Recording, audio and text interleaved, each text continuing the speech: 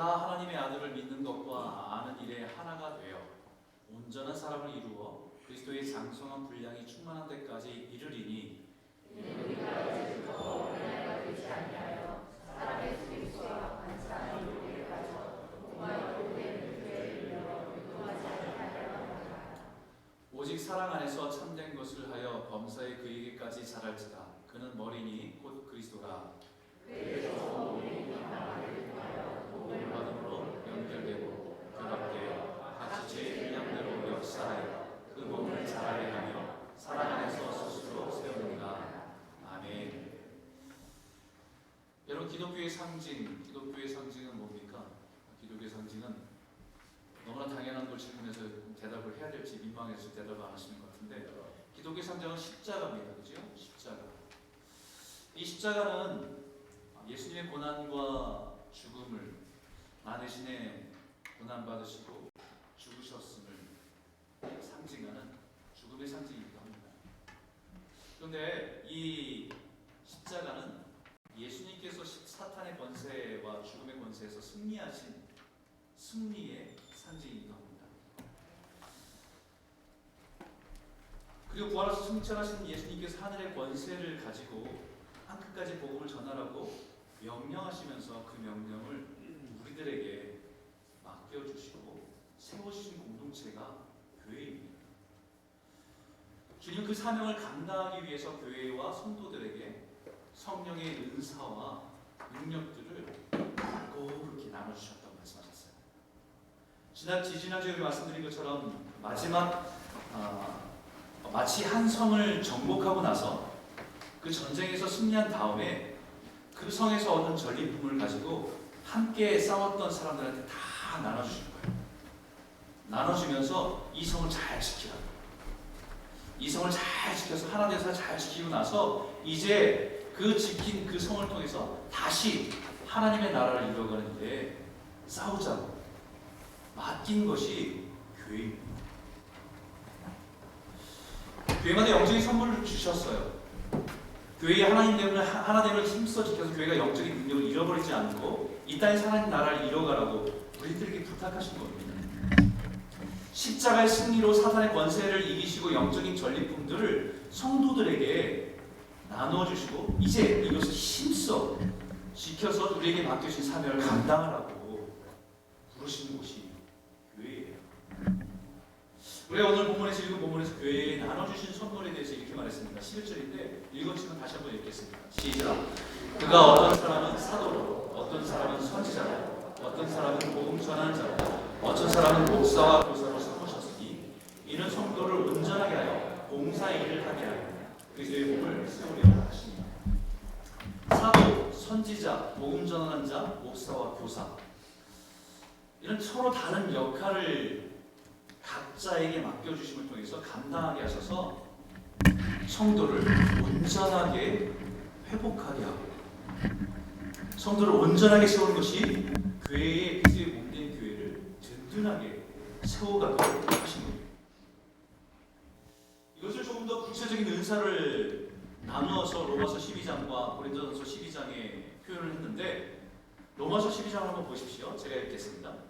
우리에게 주신 은혜대로 받은 은사가 각각 다르니 혹 예언이면 믿음의 분수대로, 혹 섬기는 일이면 섬기는 일로, 혹 가르치는 자면 가르치는 일로, 혹 위로하는 자면 위로하는 일로, 구제하는 자는 성실하고 다스리는 자는 부지런하고 긍휼을 베푸는 자는 즐거움으로 할 것입니다. 여러분, 여기에 은사라고 하는 것은 예언하는 것, 또 누군가를 열심히 섬기는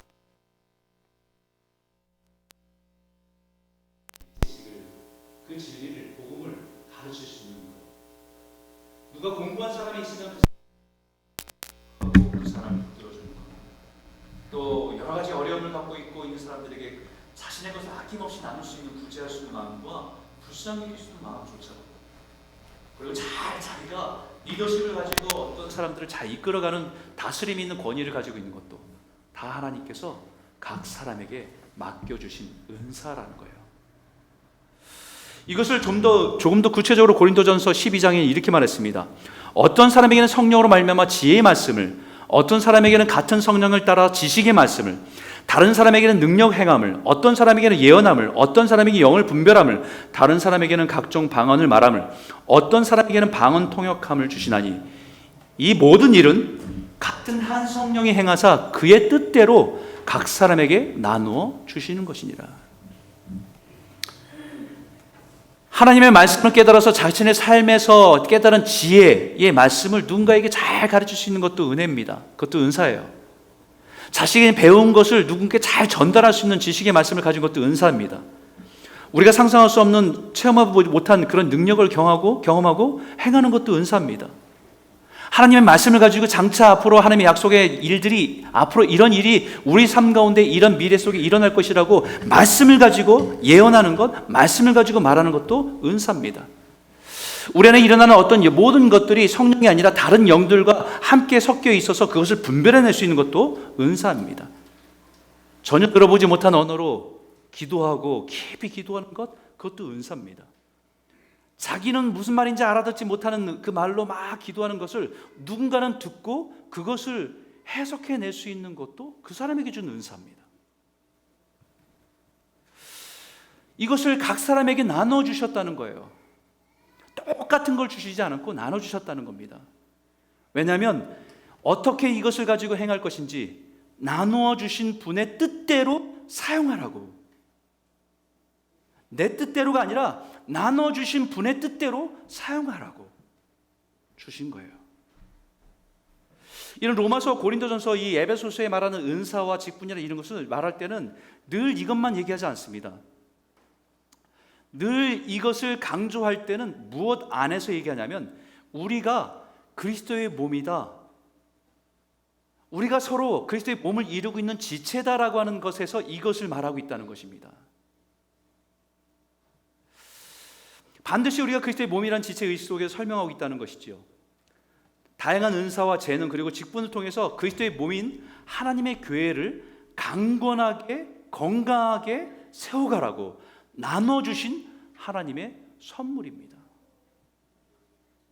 목회자로 이 자리에 세운 것도 동일한 목적이에요.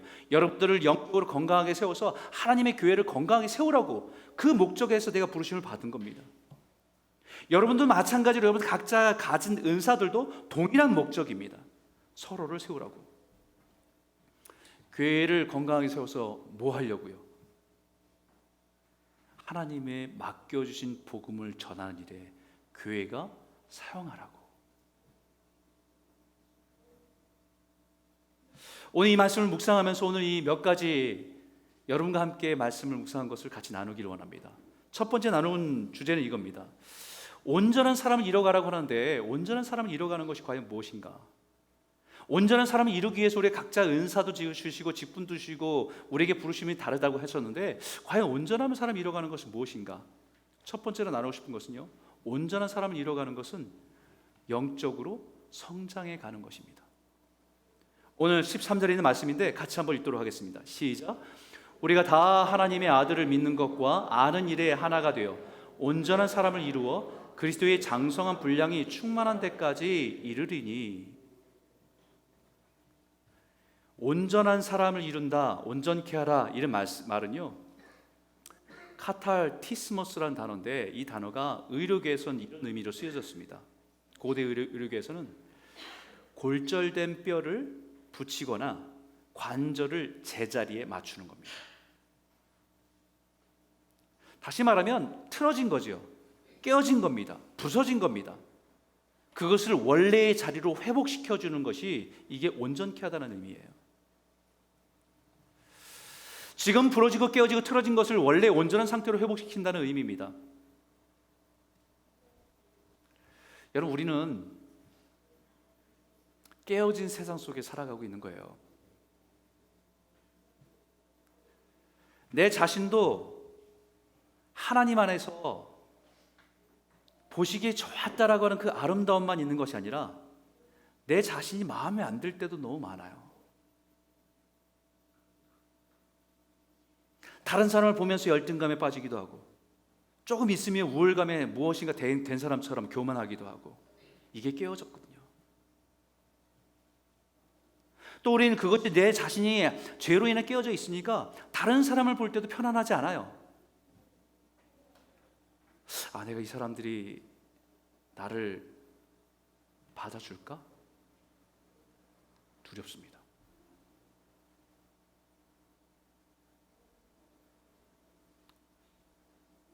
하나님 분명히 돕는 배필로 우리를 지으셔서 서로를 필요로 하는 사람이다라고 말씀하셨는데 필요가 아니라 불편한 관계가 됐어요.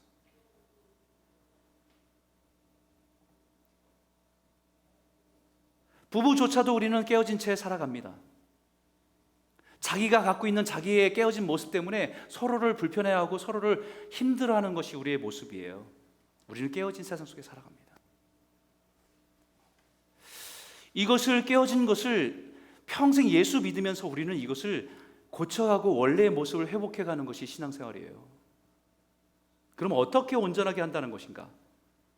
여기 이렇게 말합니다. 우리가 다 하나님의 아들을 믿는 것과 아는 것이 하나가 돼요.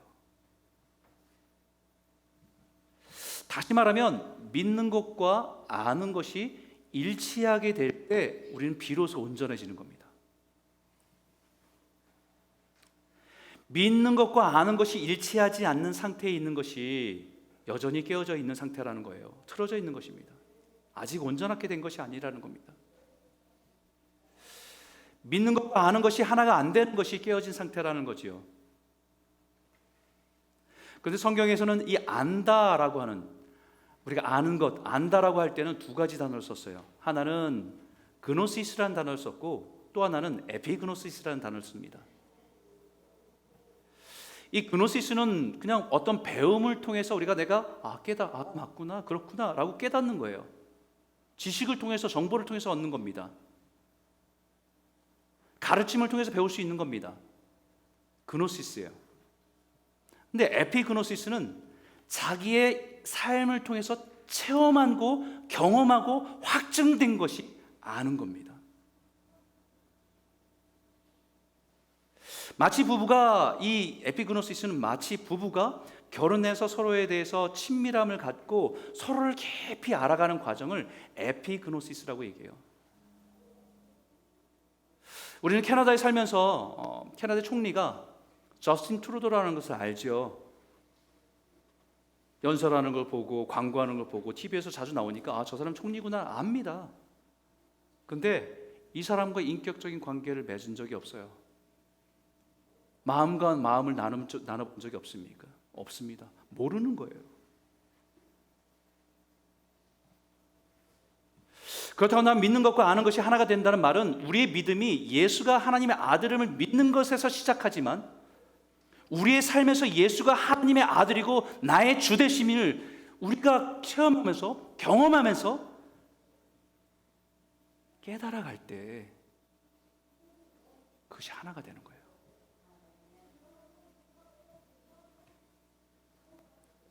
우리의 신앙은 믿음에서 시작합니다. 예수님의 십자가의 복음을 듣고 믿음에서 우리는 시작했습니다. 그래서 로마서 10장 9절에 10절 보면 네가 만일 내 입으로 예수를 주로 시인하며 또 하나님께서 그를 죽은 자 가운데서 살리신 것을 내 마음에 믿으면 구원을 얻으리니 사람이 마음으로 믿어 의에 이르고 입으로 시인하여 구원에 이르느니라. 우리가 예수를 믿는다는 것은 예수님이 나를 위해서 십자가에 죽으셨다는 사실을 믿는 거잖아요. 내가 죽어야 할 그 자리에 예수님이 대신 죽고 나에게 생명 주셔서 내가 그 생명으로 살아간다는 것을 믿는 겁니다. 뿐만 아니라 그분의 죽음에서 살아서 부활하신 모습 때문에 우리가 여전히 부활의 소망을 가지고 살아간다는 것을 믿는 거예요. 내 의로는 소망이 없지만 나를 위해서 죽으신 예수님이 의롭다함을 받아 하나님의 자녀가 되었다는 것을 우리는 믿는 겁니다. 그리고 그 주님이 내 삶의 주인 되심을 믿는 거예요. 그 믿음이 구원에 이르는 믿음이라고 분명 말합니다. 이 믿음을 가지고 살아가면서 자신의 삶에 정말 예수님이 주 되심을 경험하며 살아갈 때 그때 가서 비로소 우리는 안다라고 할 수 있어요.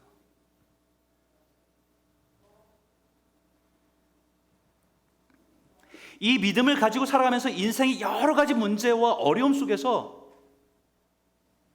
주님이 말씀하신 그 말씀을 붙들고 살아가면서 그것을 가지고 살아보고 순종할 때 비로소 하나님이 살아계시는구나,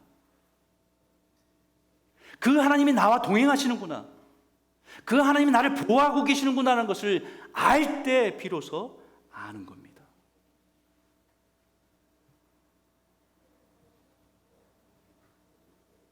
지식적인 그노시스가 아니라 삶으로 경험을 알아가는 에피그노시스의 줄을 아는 겁니다. 그것이 그리스도인이 성숙해가는 과정이고 온전한 사람이 되어가는 것이라고 말하고 있는 겁니다. 사랑하는 성도 여러분, 우리의 신앙이 믿습니다라고 하는 고백에서 끝나지 않길 바라요. 그 믿음에서 내 삶의 믿음으로 살아계신 역사하시는 그 주님을 더 깊이 알아감으로 예수님을 닮아가는 온전한 성도들이 다 되시길 주의 이름으로 축원합니다. 근데 문제는요, 우리의 신앙이 여전히 믿는 것에 머물러 있는 신앙이 일 때가 많습니다. 그 신앙을 오늘 본문에 뭐라고 얘기하냐면 어린아이의 신앙이라고 말합니다. 우리 14절 한번 읽어볼까요? 같이 읽을까요? 함께 읽겠습니다. 시작. 이는 우리가 이제부터 어린아이가 되지 아니하며 사람의 속임수와 간사한 유혹에 빠져 온갖 교훈의 풍조에 밀려 유동하지 않게 하려 함이라. 두 번째 여러분과 나누고 싶은 주제는 이 말씀을 통해서 어린아이의 신앙 수준에 머물러 있지 않아야 한다는 거예요. 더 이상 어린아이 수준에 머물러 있지 말라는 것입니다. 신앙생활을 오래 했으나 그 수준이 어린아이 같은 수준에 머물러 있을 수 있다는 것입니다. 그리고 이제는 그 어린아이 수준에서 좀 벗어나자. 그러면 어떤 분들은 이런 생각을 하시는 분들이 있을 거예요. 아니 목사님, 예수님께서는 우리가 어린아이 같지 않으면 천국에 들어갈 수 없다고 말씀하셨는데 어린아이 수준을 벗어나자는 말은 이상하지 않습니까? 이때의 어린아이 같아라라고 하는 말씀은 어린아이처럼 순수하게 계산하지 않고 때묻지 않은 깨끗한 신앙을 가져야 된다라는 말씀이에요. 그리고 이 말씀에 어린아이가 되지 말라는 말은 성장해야 되는데 여전히 영적인 성장이 멈춘 유치한 수준에 머물러 있지 말라는 것입니다. 여러분, 여기에 순수하다는 말하고 순진하고 유치하다는 말을 좀 구분을 하셔야 돼요. 비슷한 것 같지만 완전 다릅니다. 순수하다는 것은 이 사진과 같은 깨끗한 그릇이란 말이에요. 깨끗한 그릇.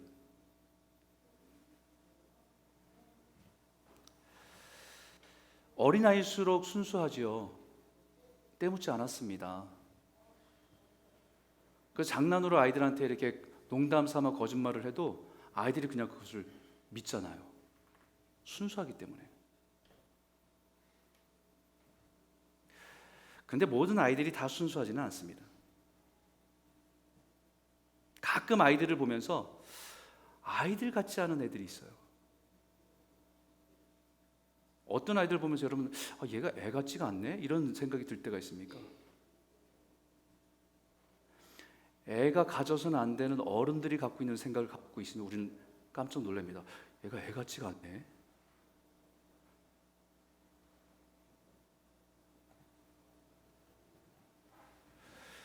예전에 제가 알고 있는 목사님이 여기 살다가 이제 한국에서 목회하고 잠깐 들어오는데 공항에서요.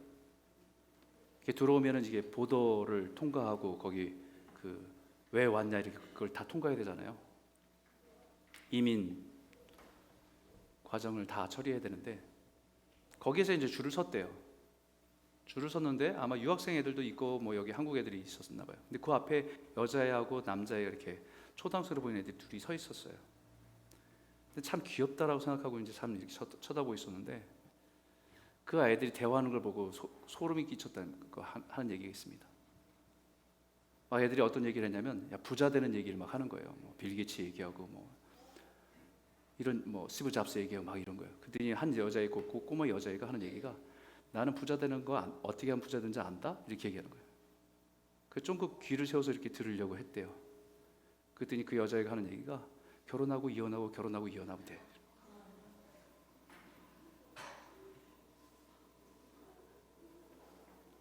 그 얘기를 듣는 순간에 소름이 끼쳤다는 거예요.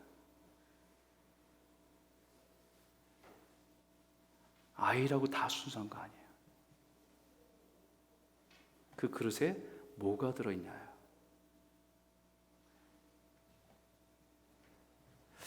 분명 어린 나이를 보면 순수해야 되는데 그 안에 여러 가지가 들어있다는 것을 느낄 때 우리는 애 같지 않다라고 얘기합니다.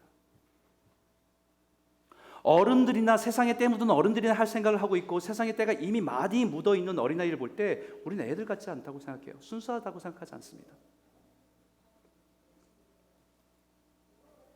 순수하다는 것을 다르게 표현하면 깨끗한 잔을 말할 때도 있지만 이것처럼 이 잔에 깨끗한 물이 들어있을 때 그것을 순수하다고 하는 겁니다. 우리 인생을 살아가면서 수많은 것들이 우리 안에 들어오죠. 하지만 이것을 우리는 이 안에서 깨끗함으로 정화시키고 깨끗한 것을 간직하고 있는 것이 그것이 순수한 겁니다.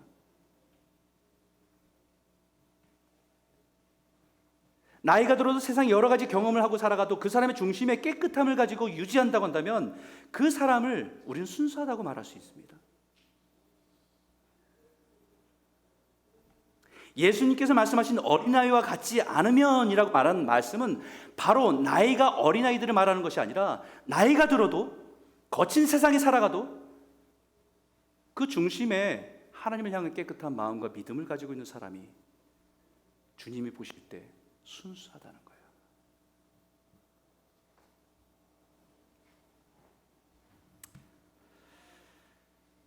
여러분, 며칠 전에 제가 이렇게 가끔 집에서 있을 때 사진들을 이렇게 볼 때가 있습니다. 요즘에 셀폰에 들어갔으면 이 오래 찍어놓고 안 보다가 가끔 이렇게 끄집어내서 보잖아요. 몇 년 전에 보면서 아이들이 자란 모습을 보고 이때는 이랬지, 참 이때 이랬었는데 이때는 키가 안 자란다고 이렇게 기도하고 했었는데 그건 괜히 그렇게 근심하고 기도했다 생각도 들기도 하고 이때가 참 이뻤는데 라는 생각을 하면서 또 그리움에 젖기도 합니다. 근데 한 사진을 보면서 한 옛날 이야기가 하나 생각났어요. 한 10년 정도 된 일이었습니다. 그때 저희 아이들은 다 초등학생이었거든요. 그때 막내는 초등학교 저학년일 때 일입니다. 집에서 저희 아내가 이렇게 빨래를 이렇게 개고 있었는데 그 옆에 침대에 이렇게 누워서 이렇게 엄마를 계속 쳐다보고 있더래요. 그랬더니 뜬금없이 뒤에서 갑자기 엄마 나는 메리하지 않을 거래요. 결혼하지 않을 거래요. 깜짝 놀랐죠. 왜? 그랬더니 자기는 이 패밀리가 너무 좋은데 이 패밀리에서 떠나고 싶지 않아서 메리하는 걸 싫대요. 떠나야 하니까 메리하면 이제 결혼하면 떠나야 되니까 안 한다는 거죠. 그래서 깜짝 놀라 저희 아내가 이제 자세히 설명해 주었습니다. 미녀가 결혼을 해도 패밀리는 여전히 패밀리야. 그랬더니 또 다시 그 아이가 좀 생각하다가 자기는 죽는 게 무섭대요. 그래서 우리 아내가 다시 이제 우리는 모두 다 죽어. 그렇지만 예수님 믿는 사람은 천국에 가게 되고 우리는 가족은 다 천국에서 만날 거야. 그 말을 했더니 좀 생각하더니 자기는 그러면 헤븐에 갈 수 없을 것 같대요. 이제 목사의 가정에 이런 얘기 나오니까 겁나잖아요. 그래서 왜? 그래 물어봤습니다. 그랬더니 자기는 선데이에 교회에서만 하나님 생각나고 다른 때는 하나님 생각이 안 난다는 거예요. 그래서 자기는 천국에 갈 수 없을 것 같다 이렇게 얘기하는 거예요. 여러분 이 아이가 순수하고 깨끗하다고 할 수 있습니까? 아니면 그 그 녀석 참 신앙이 잘못됐네. 부모가 잘못 가르쳤네. 이렇게 얘기하겠습니까? 후자라고요?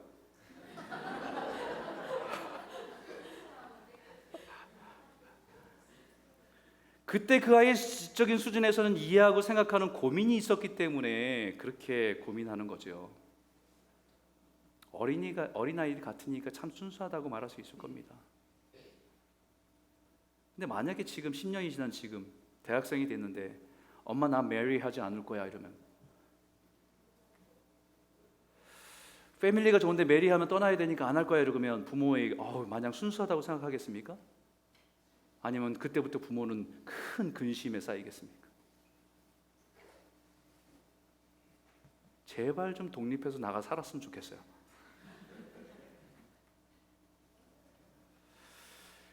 그런 의미에 생각해보면 오늘 본문에 이제부터 어린아이가 되지 아니하며라는 말은,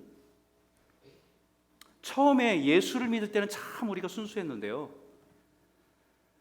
세월이 지났음에도 불구하고 영적으로 성장하지 않았다는 거예요.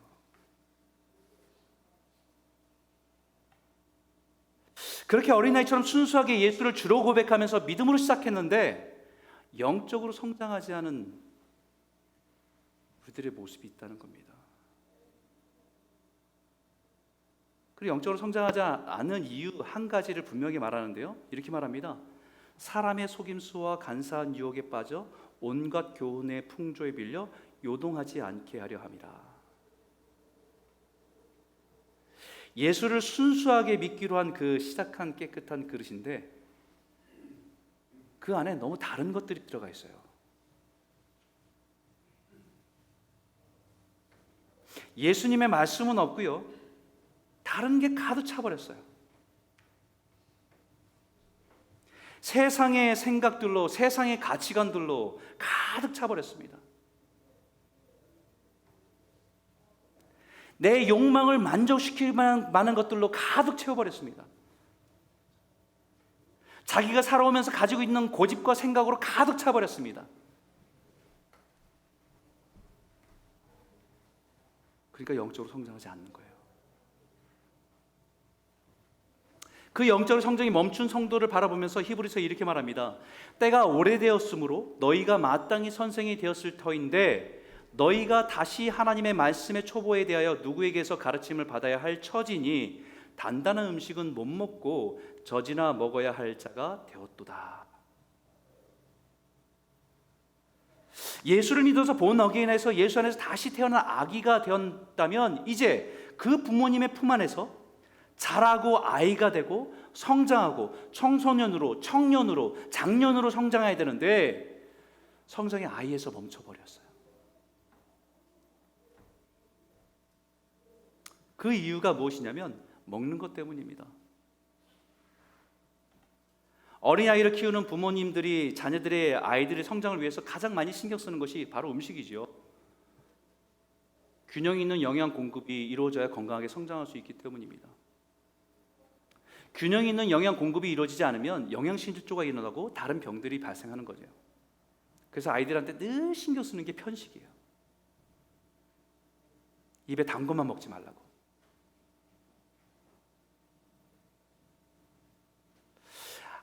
어린아이의 수준을 말하면서 사람의 속임수와 간사한 유혹에 빠져 온갖 교훈의 풍조에 밀려라고 하는 말은 정작 먹어야 될 말씀을 먹고 소화한 것이 아니라 세상의 속임수, 이렇게 돈이 있으면 성공하고 행복할 거야, 이런 차를 타고 다니면 사람들이 다 부러워하고 좋아할 거야, 이런 말들로 우리 욕망을 가득 채우고 유혹하는 말들로 그럴싸한 그런 교훈들만 먹고 산 겁니다. 순수하게 시작한 빈잔에 깨끗한 생수와 같은 말씀을 담은 것이 아니라 세상의 온갖 지식과 경험과 고집만 담긴 거죠. 자기가 듣고 싶은 말만 먹고 편식한 거예요. 자신에게는 찔림이 되고 쓴 약은 뱉어버리고 자신의 입에서 단 것만 찾고 산 겁니다. 그래서 예수를 주로 고백하면서 믿음으로 시작했는데 영적인 성장이 멈춰버린 성도들이 많은 거예요. 내 입에는 딱딱해서 소화해내기 힘든 말씀도 주님이 나에게 주신 말씀으로 믿고 순종할 때 그 삶에 살아계신 주님의 은혜를 누리고 그 안에서 주님이 나를 향한 하나님의 사랑의 크심을 깨닫고 그때 비로소 우리가 믿는 것과 아는 것이 하나씩 하나씩 맞춰지는 거예요. 하나님의 백성은 하나님의 말씀 안에서 성장하는 겁니다. 내가 믿습니다라는 믿음의 고백과 내 삶에 역사하시는 주님을 알아감으로 영적으로 성장하는 겁니다. 사랑하는 성도 여러분, 저와 여러분의 어린아이의 일을 버리고 세상 유혹에 흔들리지 않고 오직 주님의 말씀을 순전한 믿음으로 받아 그 말씀을 통해서 온전한 자의 분량에 이르기까지 살아가는 귀한 성도들이 다 되시길 주의 이름으로 축복합니다. 세 번째 나누는 건요, 사랑 안에서 그에게까지 자라가는 거예요. 15절에 있는 말씀인데 같이 한번 읽겠습니다. 시작. 오직 사랑 안에서 참된 것을 하여 범사에 그에게까지 자랄지라. 그는 머리니 곧 그리스도라. 그러면 어떻게 어린아이 수준에서 벗어나 영적으로 성장할 수 있는가에 대한 대답입니다. 어떻게 그럼 영적으로 성장하고 성장할 수 있는가에 대한 대답. 영적 성장의 가장 중요한 부분은요, 여기에 오직 사랑 안에서 참된 것을 하여라고 말하고 있습니다. 영어 성경에는 instead 혹은 rather라고 되어 있습니다. 대신에 무슨 말이에요? 앞에 말한 어린아이처럼 사람의 속임수와 간사한 유혹에 반응하고 요동하는 대신에 오직 사랑 안에서 참된 것을 행하여라는 말이에요. 사실 우리가 올바른 것을 행하고 순종하는 것 쉽지 않죠. 어렵습니다. 왜냐하면 그것이 좋아 보이지 않기 때문에요. 그것이 힘들어 보이기 때문입니다. 세상 사람들은 그렇게 살지 않아도 좋아 보이기 때문이에요. 그것이 정답이라는 것을 알지만 하나님 말씀을 따라 순종하고 참된 것을 따라 사는 것이 힘든 것도 알아요. 여기 서로의 사랑을 가지고 진리를 말하라, 진리를 행하라 라고 하는 그래야 영적으로 성장한다는 말은, 진리를 말하고 진리를 행한다는 것은 때로는 사람들이 보이는 그 자체를 진리로 생각하고 말하고 그것을 따라 행동할 때가 많기 때문입니다. 우리는 보이는 것, 느끼는 것을 우리는 진리라고 얘기할 때가 많아요. 팩트라고 얘기하고요. 그것을 true라고 얘기합니다. 이스라엘 백성들이 애굽에 나와서 가나안 땅을 처음 들어가기 전에 12명의 정탐꾼을 보냈습니다. 그때 10명의 정탐꾼이 돌아와서 하는 얘기가 이와 같았어요. 그들은 안악 자손들이고 거인들이고 그들의 성은 거대해서 그들에 비하면 우리는 메뚜기와 같다. 틀린 말입니까? 맞는 말입니까? 맞는 말이에요. 골리앗과 같은 안악 자손이었고 그들이 사는 성은 엄청나게 큰 여리고 성과 같은 성이었고 전쟁 준비가 제대로 되지 않은 우리들에 비하면 초라하기 짝이 없는 메뚜기와 같다는 말은 틀린 말 아닙니다. 근데 여호수아와 갈렙은 동일한 것을 보고 돌아서 이렇게 말합니다. 과연 하나님의 약속대로 젖과 꿀이 흐르는 땅이다. 그 땅은 우리의 땅이다. 그들이 우리의 밥이다. 가서 점령하자. 동일한 것을 보고 와서 돌아온 사람들의 말인데 전혀 달라요. 누가 진리입니까?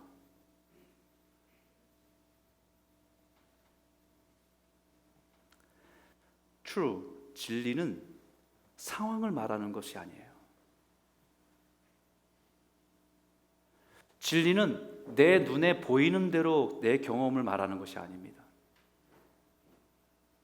진리는 예수님이에요.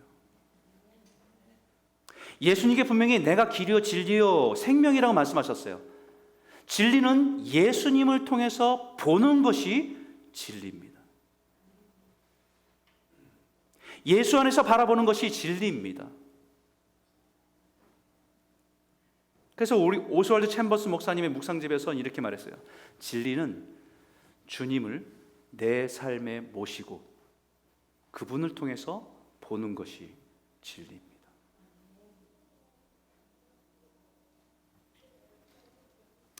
열 명의 정탐꾼은 눈에 보이는 것을 말했습니다.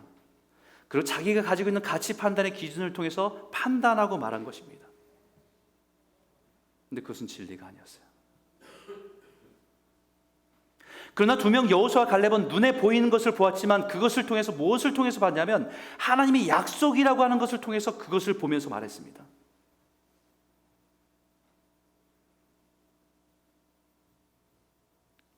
약속의 땅이라고 하는 약속의 땅을 주신 그 말씀을 통해서 보니까 과연 젖과 꿀이 흐르는 땅이다. 하나님의 말씀하신 대로.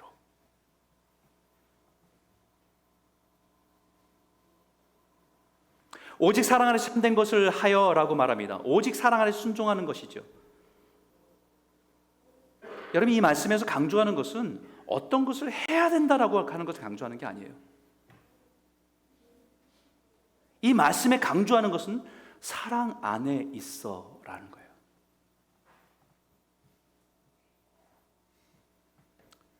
해야 한다는 강박관념이 아니라 주님의 사랑 안에 있다는 것 때문에 할 수 있다는 겁니다. 주님이 나를 미워해서 힘든 일을 시킨다고 생각하지 않고 주님이 나를 사랑하시기 때문에 그렇게 하시기를 원하는 그 사실 때문에 할 수 있는 겁니다.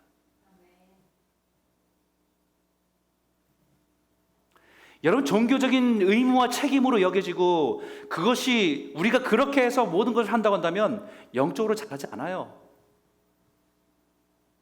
우리 안에 뭐가 영적으로 자라지 않고 우리 안에 뭐가 자라냐면 불평과 원망이 자랍니다.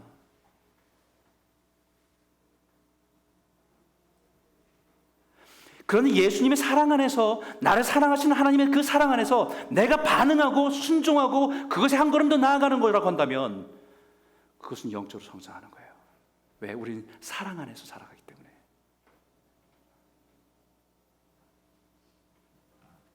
그래서 그에게까지 잘하는 거예요. 어떤 일에요?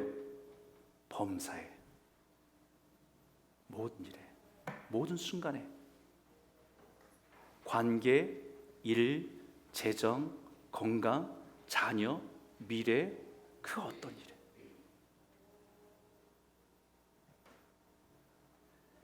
예수님의 사랑 안에서 참된 것을 말하고 참된 것을 행하는 것. 그렇기 때문에 교회는요, 우리가 서로를 바라볼 때 예수님을 통해서 보는 거예요. 예수님을 통해서 보지 않고 내가 내 자신을 봐서 보면요, 마음에 안 드는 것만 보여요. 나와 달라서 힘든 것들만 보입니다. 근데 예수 안에서 바라본다는 것은요, 예수님이 나의 부족함과 나의 이 연약함 그 자체를 잠잠히 보시며 사랑하시는 그 사랑 때문에 나를 사랑하셨다는 그것 때문에 나만 그런 게 아니라 저분 또한 연약하고 부족하지만 하나님의 그 사랑을 바라보고 있는 것으로 통해서 바라보기 때문에 우리는 그것을 예수를 통해서 보고 말할 수 있는 거예요.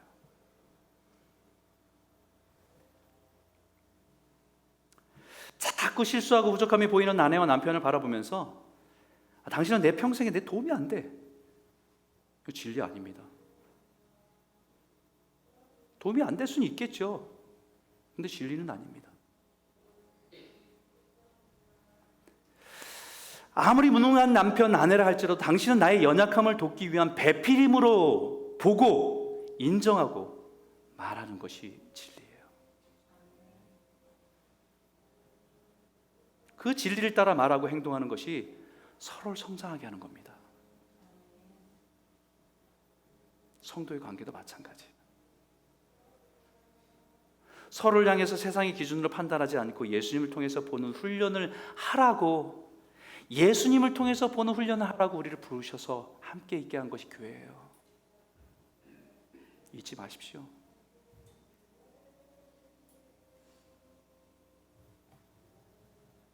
그래서 16절에 이렇게 말하는 거예요. 같이 한번 읽을까요? 함께 읽겠습니다. 시작.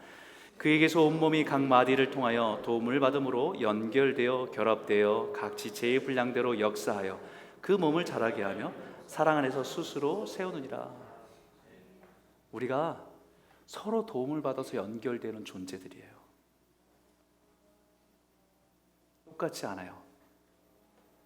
다른 게 정상이에요. 다르지만 서로 도움을 받아서 연결되어서 서로를 세워주는 것이 교회예요. 그 모습에서 그리스도가 드러나는 거예요. 각 지체가 각각 맡은 일로 서로를 위해서 봉사할 때 우리는 건강하게 성장할 수 있습니다. 우리 당신은 사랑받기에 태어난 사람, 왜 이런 찬송합니까? 나 뜨겁잖아요, 그죠? 민망하기도 하고. 왜 이런 찬송해요? 우리 진리를 통해서 주님이 바라보시는 눈을 통해서 서로 바라보는 모습이기 때문입니다. 이게 진리예요. 너희도 성령 안에서 하나님이 거하실 처소가 되기 위하여 그리스도 예수 안에서 함께 지어져 가느니라. 함께 지어져 가느니라. 예수 안에서 예수만 잘 믿고 내가 그 안에서 은혜 받고 내가 잘하는 것이 아니라 함께 지어져 가느니라.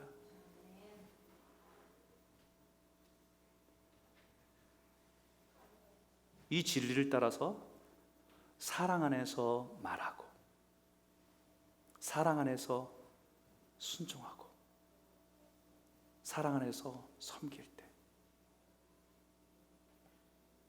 영적으로 성장하는 교회가 되고 성도가 되는 거예요. 그래서 우리 모습에서 예수가 드러나는 거죠.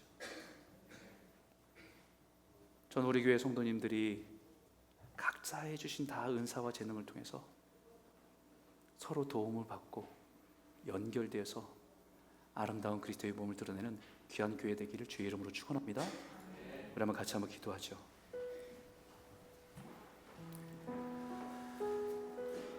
이제 우리 같이 한번 기도했으면 좋겠습니다. 여러분, 우리가 예수를 주로 고백하면서 믿음으로 시작할 땐 참 순수했는데요, 그죠? 나 같은 죄인 살리신 주님, 영원히 죽을 수밖에 없는 나를 하나님의 자녀로 부르셔서 그 사랑 가운데 부르신 그 사랑 때문에 정말 순수하게 주님께 믿음으로 고백하면서 시작했는데 여전히 우리 믿음의 그림에는 주님의 말씀으로 담겨져 있습니까? 아니면 세상의 것들로, 온갖 것들로 가득 차 있는 겁니까? 주님이 말씀하신 어린아이 같은 건요, 세상의 것들을 다 비워내고요, 주님의 말씀으로 가득 채운 거예요. 오늘 이렇게 기도했으면 좋겠습니다. 하나님, 순전한 믿음으로 시작한 우리의 신앙이 주님을 더 깊이 알아감으로 주님을 닮아가는 성도 되게 하여 주십시오. 어린아이의 순수함을 잃어버리지 않으면서도 어린아이의 신앙에 머물러 있지 않게 하여 주셔서 하나님의 말씀으로 균형이 있는 영적인 성장하는 성도가 되게 하여 주시기 원합니다. 사랑 안에서, 진리 안에서, 주 안에서 순종함으로 예수를 닮아가는 성도 되게 하여 주시고 교회 공동체의 성도들과 함께 서로 아름답게 세워져가는 그리스도의 몸된 교회가 되게 허락하여 주시옵소서. 우리 한번 같이 한번 기도하겠습니다. 함께 기도하겠습니다. 하나님 아버지 감사합니다. 하나님 아버지, 우리 말씀을 자신을 돌아봅니다. 순전한 믿음으로 시작했던 우리의 신앙을 바라보면 세상의 것들로, 세상의 것들로 모습을 바라보면서 우리는 참 아버지 우리 예수를 사랑합니다. 오늘 우리의 삶 가운데 다시 한번 이 그릇에 하나님의 말씀으로만 채우게 인도하여 주시고 깨끗한 생수와 같은 말씀이 채워져서 그 말씀을 통해서 주를 바라보며 주님께 순종하며 나아가는 데 인도하여 잡아주시옵소서. 세상을 바라보는 눈이 하나님 아버지의 순전한 말씀을 가지고 바라보게 하여 주셔서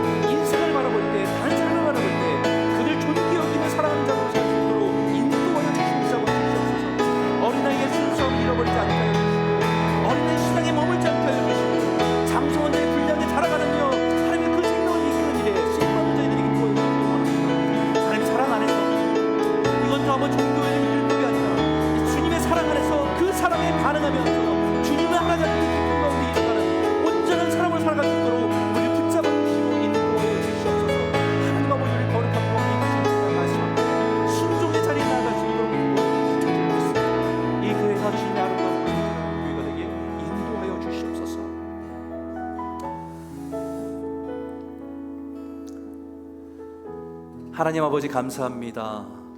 교회는 십자가에서 우리를 위해서 쏟아진 그 피값으로 세우신 그리스도의 몸이라고 말씀하셨습니다.